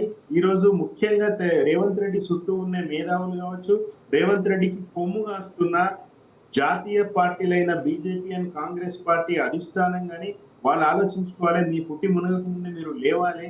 ఈ రోజు తెలంగాణ గోరటి వెంకన్న పాట రాసినట్టుగా పల్లె కన్నీరు పెడుతుందో కనిపించని కుట్రలని ఆ రోజే రాసింది ఆయన. ఈ రోజు కనిపించే కుట్ర, లెటెంట్ కుట్ర, చాలా చాలా నిర్లజ్జగా నిస్సిగ్గుగా వీళ్ళు చేస్తున్న అరాచకాలన్నీ కూడా తెలంగాణ ఖచ్చితంగా తిరగబడుతూ ఆల్రెడీ మొదలైంది కదా. ఎవరు ఊరుకోవడం లేదా, గ్రామీణ మహిళలు కూడా తిరుగుతున్నారు, ఏం తిరుగుతావా నువ్వు బిక్కు రేవంత్ రెడ్డి అని అంటున్నారు. ఈ రోజు వాళ్ళు ఎందుకంటున్నారంటే వాళ్ళ ఆక్రోశం అట్లుంది, వాళ్ళ బాధలు అట్లా ఉన్నాయి. ప్రతి సెక్షన్ ఈ రోజు రోడ్డుకి ఎక్కుతున్న స్వేచ్ఛ గారు. అది కొంచెం తెలంగాణ సమాజం యొక్క ఈ తిరుగుబాటుని మేధావి వర్గం గమనించాలని నేను కోరుతా ఉన్నాను. అట్లాగే మీడియా వాళ్ళు కూడా ఇక సాగు మీ భజనలు, మీ బాకాలు సాలిగా యూట్యూబ్ గొట్టాలు పెట్టుకుని ఈ రోజు యూట్యూబ్ గొట్టాలు రేవంత్ రెడ్డి తిడుతున్నాడు. ఇప్పుడు ఆయనకు ఆయనకు మద్దతు ఇచ్చినంత వరకు పర్వాలేదు, అక్కడక్కడ మాట్లాడుతుంటే ఆయన కోపం వస్తున్నది. అంటే శ్రీశైల్ గారు ఒక విషయం చాలా క్లియర్ గా కనిపిస్తుంది, అంటే ఏది కూడా ప్రజలకు సంబంధించి ఒక ప్రణాళికబద్ధంగా ముందుకెళ్తున్న సిచ్యువేషన్ లేదు. ప్రభుత్వం ఒక ప్లాన్ చేసుకున్న పరిస్థితి ఎక్కడ కనిపించట్లేదు. కానీ ఎక్కడెక్కడైతే తమకి లబ్ధి చేకూరుతుంది, ఎక్కడ తమ వాళ్ళకి లబ్ధి చేకూరుతుంది అనే అంశాలకు సంబంధించి మాత్రం ఒక సుదీర్ఘ ప్రణాళికతో ముందుకెళ్తున్నట్టుగా క్లియర్ గా కనిపిస్తుంది. లిక్కర్ రేట్లకు సంబంధించి కూడా ఇదే వైఖరి అధికారంలోకి వచ్చిన ఒక నెల రోజుల తర్వాత నుంచే కూడా ఏదో ఒక ప్రాపగాండా వాళ్ళ ప్రయత్నం వాళ్ళు చేసుకుంటూ వెళ్ళిన సిచ్యువేషన్ అల్టిమేట్ గా తిమ్మిని బమ్మిని చేయడము, ఉత్తుత్తిగా కంపెనీస్ తో ఏదో విభేదాలు వచ్చినట్టుగా ఏదో ఫ్రిక్షన్ క్రియేట్ అయినట్టుగా మాట్లాడము ఎట్లా చూడాలి? ఇప్పుడు జవహర్లాల్ నెహ్రూ గారు పంచవర్ష ప్రణాళికలు తీసుకొచ్చిండు. ఆయన ఏంటంటే ఓవరాల్ గా నీటిపారుదల ప్రాజెక్టులు ఎట్లా కట్టాలి ఏంది గా ప్రణాళికలు ఉండే. తర్వాత బీజేపీలో వాజ్పేయి లాంటి వాళ్ళు కూడా స్వర్ణ చతుర్భుజి ఇట్లాంటివన్నీ కూడా మాట్లాడి వాళ్ళు ఇంప్లిమెంట్ చేసిర్రు. రేవంత్ రెడ్డి పంచవర్ష ప్రణాళిక ఏంటంటే ఈ 5 సంవత్సరాలు నేను ఎంత దోసుకోవాలి, నా కుటుంబం ఎంత బాగుపడాలి, నా కుటుంబంలో ఉన్న 4 ముఖ్యమంత్రులు ఎంత బాగుండాలి, ఇదొకటే ఆయన పంచవర్ష ప్రణాళిక తప్ప ఇంకొకటి రాహుల్ గాంధీకి తెలియని విషయం, రాహుల్ గాంధీ కళ్ళు మూసుకున్న విషయం ఏంటంటే ఈ రేవంత్ రెడ్డి పంచవర్ష ప్రణాళికలో భాగంగా కాంగ్రెస్ పార్టీని ఎట్లా బొందబెట్టాలి, బీజేపీలోకి ఎట్లా జంప్ కావాలి, నితీష్ కుమార్ లాగా ఈ రోజు రిజైన్ చేసి తెల్లారి బీజేపీ ముఖ్యమంత్రిగా ఎట్లా ప్రమాణ స్వీకారం చేయాలి, ఇవి ఆయన పంచవర్ష ప్రణాళికలో ఉన్నాయి. అది కాంగ్రెస్ అధిష్టానం గమనించకపోతే వాళ్ళ కర్మ. కానీ తెలంగాణ ప్రజలు మాత్రం ఖచ్చితంగా గమనిస్తున్నారు. ఇప్పుడు పాలకుడికి ఒక దార్శనికత ఉండాలి, ఒక భవిష్యత్ దృష్టి. కేసీఆర్ గారు 100 ఏళ్ల ముందు ఆలోచించే నాయకుడు కేసీఆర్ గారు. ఆయన గతంలో we should give credit where it is give. గతంలో చేసిన ముఖ్యమంత్రులు, సమైక్య పాలన చేసిన ముఖ్యమంత్రులు కూడా ఎవరు కూడా ఈ రోజు రేవంత్ రెడ్డి అంత దారుణంగా ఈ రోజు లేరు. నేను చెప్తున్నాను కదా, ఈ రోజు మొన్న రేవంత్ రెడ్డి అంటున్నాడు తెలంగాణ రాకముందే మనం బాగుంటామని. అయ్యా రేవంత్ రెడ్డి గారు, మీరు ఖచ్చితంగా ఏ విషయంతో మీరు అన్నారో కానీ మళ్ళీ పూర్తిగా సమైక్య పాలనలో లేనంతగా కూడా నిర్బంధము, దుర్మార్గము, అక్రమార్జనకు మీరు తెరదీసిరు. మీ గురువులైన సమైక్య పాలకులను కూడా మీరు మించిపోతా ఉన్నారు. బట్ ఎక్కువ రోజులు సాగవు ఇవి. ఆల్రెడీ మీకు ఎసరు తగులుతా ఉంది. మిమ్మల్ని బొందబెడతారు స్థానిక సంస్థల ఎన్నికలు అనేది మాత్రం వాస్తవం. రైట్ రవి గారు, అంటే అల్టిమేట్ గా ప్రజలు పైకి ఏదైనా ప్రయోజనం ఆశించి అధికారం మార్పిడి చేసినా కూడా అంతర్గతంగా కాంగ్రెస్ మీద ఏవైతే భయాలు ఉన్నాయో వాటన్నిటిని నిజం చేస్తా ఇవాళ కాంగ్రెస్ వైఖరి కనిపిస్తుంది. అండ్ తెలంగాణకు సంబంధించి జాతీయ నాయకత్వం, కాంగ్రెస్ జాతీయ నాయకత్వం, రాహుల్ గాంధీ ముఖ్యంగా పర్టికులర్గా ఎన్నికలకు ముందు ఎంత ప్రజల దగ్గరకు వచ్చి మాట్లాడానో ఇప్పుడు అంత దూరంగా ఉన్న పరిస్థితి, దానికి సంబంధించిన మూల్యం చెల్లించుకుంటున్నారనే భావించాల్సిన అవసరం కనిపిస్తుందా? ఇటువంటి వార్తలను చూస్తుంటే కాంగ్రెస్ జాతీయ స్థాయిలో కూడా ఏకాక అయిపోయిన పరిస్థితి, పూర్తి స్థాయిలో బలహీనపడిపోయిన స్థితిని వాస్తవం అండి. ఎందుకంటే కాంగ్రెస్ పార్టీ నమ్మినటువంటి వాళ్ళని మోసం చేస్తుంది, వంచన చేస్తుంది. వాళ్ళ రాజకీయ అవసరం కోసం ఏ మాట అయినా చెప్తుంది అవసరం ఉన్నప్పుడు. అవసరం తీరిన తర్వాత ఎంతటి మోసానికైనా, ఎంత ద్రోహానికైనా, ఎంతటి వంచనకైనా దిగజారుతుంది. ఎందుకంటే తెలంగాణ సందర్భంలోనే ప్రతి సందర్భంలో చూసినాం. ఇక మళ్ళీ చరిత్ర చెప్పుకుంటా పోతే మళ్ళీ ఎప్పటికప్పుడు అది మాట్లాడుకుంది. మొన్న అధికారంలోకి రావడం కోసం ఎన్ని మాటలు చెప్పాలో 420 హామీలు ఇచ్చింది. కానీ వాళ్ళు అధికారంలోకి వచ్చిన తర్వాత వాటిని ఎట్లా వంచన చేయాలని చేస్తుంది తప్ప వాళ్ళని ఎట్లా మోసం చేయాలి, వాటిని ఎట్లా వంచాలనేటువంటి ప్రయత్నం తప్ప వేరేం లేదు. ఇంత జరుగుతున్నా కూడా సంవత్సర కాలంలో ఒక ప్రజాస్వామ్యం అంటాడు, అదంటారు, ఇదన్నీ అన్నీ చెప్పారు. మరి రాహుల్ గాంధీ గారు కానీ, ప్రియాంక గాంధీ గారు కానీ, మల్లికార్జున గారు కానీ సంవత్సర కాలంలో కన్నెత్తి చూడలే. లాగచర్ల బాధితుల విషయంలో కానీ, మూసి బాధితుల విషయంలో కానీ, హైడ్రా బాధితుల విషయంలో కానీ, ఏ విషయంలో కానీ ప్రజాస్వామ్యం లేదు, ఏం లేదు. ప్రజలు ఉసురు పోసుకుంటే కాంగ్రెస్ ప్రభుత్వం ఇక్కడ రేవంత్ రెడ్డి నాయకత్వంలోని రాహుల్ గాంధీ గారు మాత్రం దేశంలో రాజ్యాంగం పట్టుకొని పెద్ద రాజ్యాంగ పరిరక్షణకు మేమే అన్నట్టుగా మాట్లాడుతుంటారు. ఆ మాట్లాడే ముందు ఒక్కసారి రేపు 26వ తారీఖుతో ఈ నెల రాహుల్ గాంధీ గారు వస్తారట. ఖచ్చితంగా తెలంగాణ సమాజానికి మీరు ఇచ్చిన ప్రతి హామీ మీద మాట్లాడిన తర్వాత ఇక్కడ అడుగు పెట్టాలి రాహుల్ గాంధీ. ఎందుకంటే అట్లనే ఇవాళ ఢిల్లీలో కూడా ఆమ్ ఆద్మీ పార్టీ అందుకే అయ్యా మీకు దండం అని చెప్పేసి దండం పెట్టి స్వతంత్రంగా మిగతా అన్ని కలిపి ఇండియా కూటమి పక్షాలన్నీ కూడా నిలబడి ఒక కాంగ్రెస్ని పక్కకు పెట్టి, ఎందుకంటే మిమ్మల్ని నమ్ముకోవటం అంటే మమ్మల్ని మా చెప్పు తీసుకొని మేము కొట్టుకోవడం, మమ్మల్ని మోసం చేసుకోవడం అన్నట్టుగా అన్ని పక్కకు పోయి ఇవాళ ఆపు నాయకత్వం రైట్. అంటే అల్టిమేట్ గా ప్రజా ద్రోహం ప్రయోజనాలు పక్కన పెట్టి ఎవరినైనా సరే ప్రజలు పక్కన పెడతారనేది చాలా క్లియర్ గా అర్థమవుతుంది. ప్రజల నుంచి దానికి మూల్యాన్ని కాంగ్రెస్ పార్టీ చెల్లించుకోవడం ప్రారంభమైందనే విషయం కూడా చాలా స్పష్టంగా అర్థమవుతుంది. చర్చలో పాల్గొన్న పల్లెరు కుమార్ గారికి, శ్రీశైలి గారికి ధన్యవాదాలు. That's all for news.